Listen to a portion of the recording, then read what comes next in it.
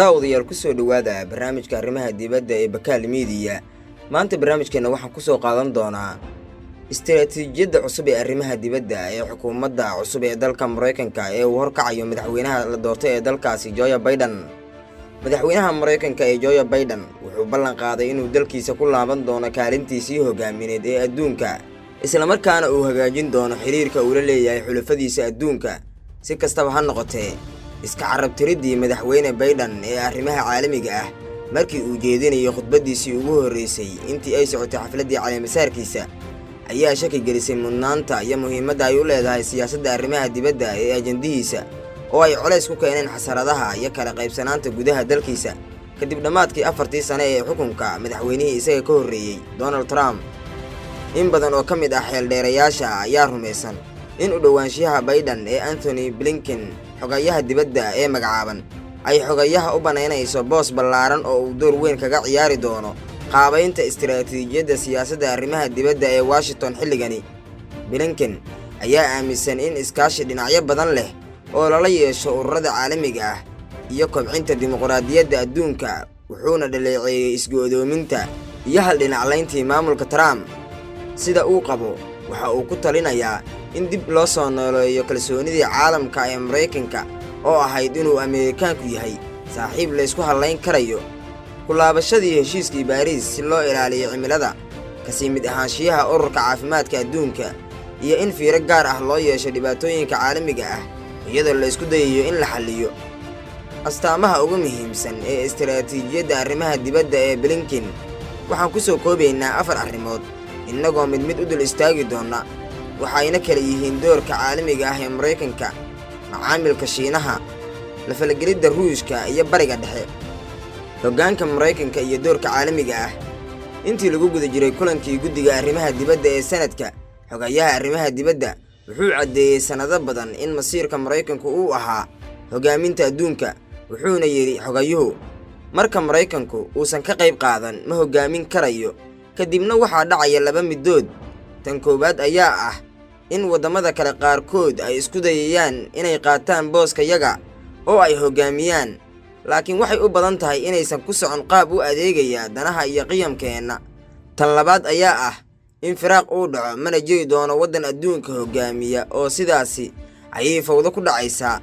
Labada hab midkoodna uma adeegayo danta Mareykanka. Anthony Blinken waxaa loo arkaa mid ka mid ah jiilka isbeddelka adduunka iyo faragelinta ballaaran ee Mareykanku uu ku hayo nidaamka caalamiga ah, wuxuuna aaminsan yahay in hoggaanka Mareykanka uu ka shaqeeyo dadaallada lagu dhisayo jabhad midaysan si looga hortago hanjabaadaha ka imanaya Ruushka, Shiinaha iyo Iiraan. Waraysi uu maalmo ka horsiiyay idaacad arrimaha sirdoonka ka hadasha ayuu Blinken ku sheegay in dalkiisa looga baahan yahay inuu dib u dhiso isbahaysiga si wax looga qabto fadhiidnimada dimuqraadiyadeed ee uu sababa Trump, taasoo u ogolaatay Ruushka iyo Shiinaha inay ku guuleystaan gacan sare iyagoo ka faa'iideysanaya dhibaatooyinka nagu soo fooda leh la macaamilka Shiinaha. Kooxda arrimaha dibadda Biden ee uu hoggaaminayo Blinken waxay sii wadi doontaa siyaasaddii qalafsaneed ee Trump uu ku wajahay Shiinaha, maadaama uu Blinken Shiinaha u arko inuu yahay la tartamaha Mareykanka ugu weyn ee dhinacyada siyaasadda, dhaqaalaha iyo militariga. Waxayna u muuqdaan kooxdu inay samayn doonaan tanaasul dhanka ganacsiga ah oo Shiinaha ay la galaan. Waxa uu doonayaa xoghayuhu in la ilaaliyo hantida aqooneed ee shirkadaha Mareykanka ee halkaasi ka shaqeeya waa Shiinaha. Taa beddelkeedii halka uu qaadi lahaa tallaabooyin hal dhinac ah, wasiirka arrimaha dibadda shaqadiisu waxay diiradda saari doontaa ka dhaadhicinta xulafada Yurub iyo Aasiya inay ka taageeraan Washington dadaalkani ay kaga hortagayso isballaarinta Shiinaha. Waxaa si weyn loo rumaysan yahay in howlgelinta heshiiska iskaashiga ganacsiga ee Basifiga oo 40% ka ah ganacsiga adduunka ay la toon noqonayso awoodda dhaqaale ee Shiinaha. Heshiiskan ayaa qayb ka ah tiro heshiisyo ah oo uu ka baxay madaxweyne Trump. Isla waqtigaasi, Blinken wuxuu kala xaajoon doonaa hoggaanka Shiinaha iskaashiga dhinaca ilaalinta cimilada, la dagaalanka fayraska corona iyo maareynta dagaalka ganacsiga ee uu bilaabo Trump, isagoo xaqiijinaya mowqifka waddankiisa ee ku aadan dhibaatada Taiwan iyo arrinta xuquuqda biyaha badda koonfurta Shiinaha. Is-hortaagga halista Ruushka, xogayaha ayaa isku dayi doona inuu qaato 2 siyaasadood oo ku wajahan Ruushka oo ku salaysan inuu u arko inuu yahay dan wadaag haddana loolan uu kala dhaxeeyo dalkiisa. Tusaale ahaan, Blinken wuxuu taageerayay siyaasadda cunaqabataynta lidka ku ah Ruushka tan iyo 2014 kadib qabsashadii Moscow ay qabsatay gobolka Crimea ee Ukraine. isla waqtigaasi xogaayuhu wuxuu dalbanayaa taageerada Moscow si dib loogu bilaabo wadahadallada Iran ee ku aadan heshiiska nuclear-ka. wuxuuna ka digay xogaayuhu inuu isku horimaad kasta oo juqraafi oo laga hortagayo Ruushku uu noqon doono mid khatar badan. Blinken wuxuu rumaysan yahay in NATO ay tahay gaashaanbuur wax ku ool ah oo laga difaaco dimuqraadiyadda dalalka Balqaanka iyo Bariga Yurub. gaashaanbuurta ayaana ka feejigan siduu yiri inay dib u soo laabato saameynta Ruushka. wuxuuna taageersan yahay xogaayuhu kordhinta dhaqaalaha gaashaanbuurta NATO ee 200% marka la gaaro sanadka 2024. xogayaha arrimaha dibadda Mareykanka ee magacaaban ayaa qiraya in sanadihii sagaashameeyadii ay dimuqraadiyiintu qalad ku ahayd inay aaminaan in Ruushku uu noqon karayo dawlad dimuqraadi ah waa haddii xiriir wanaagsan uu la yeesho Mareykanka iyo NATO. kolka oo ay Washington taageertay ku biiritaanka Ruushka ee ururka ganacsiga adduunka 2006.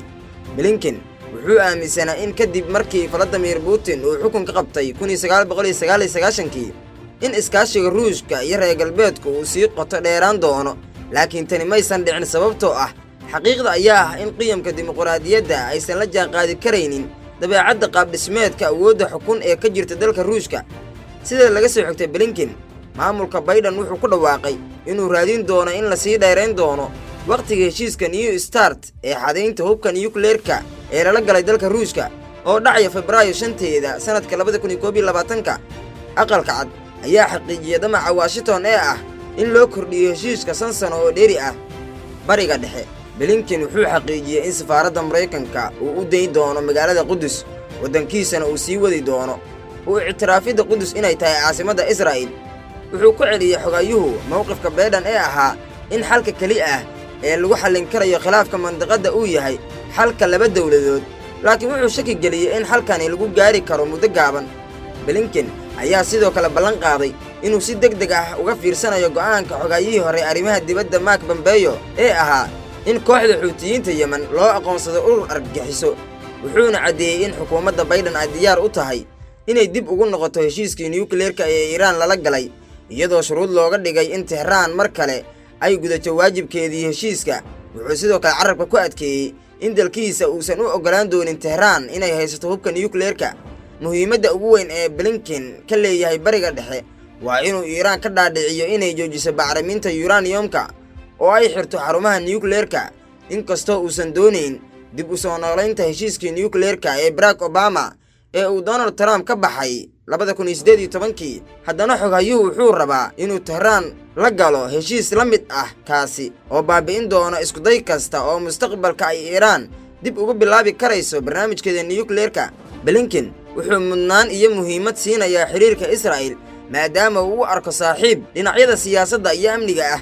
wuxuuna taageeray doorka maamulka Trump ee wadaxaajoodyada u dhexeeya Israa'iil, Imaaraadka iyo Bahrain iyo heshiisyadii laga gaaray aasaasidda xiriirka diblomaasiyadeed ee u dhexeeya dalalka Khaliijka iyo Israa'iil. daawadayaal, intaas ayuu inooga egyahay barnaamijkeena maanta. fadlan haddii aad channelka ku cusub tahay subscribe saar, haddii aad muuqaalkan ka heshayna like saar. mahadsanid.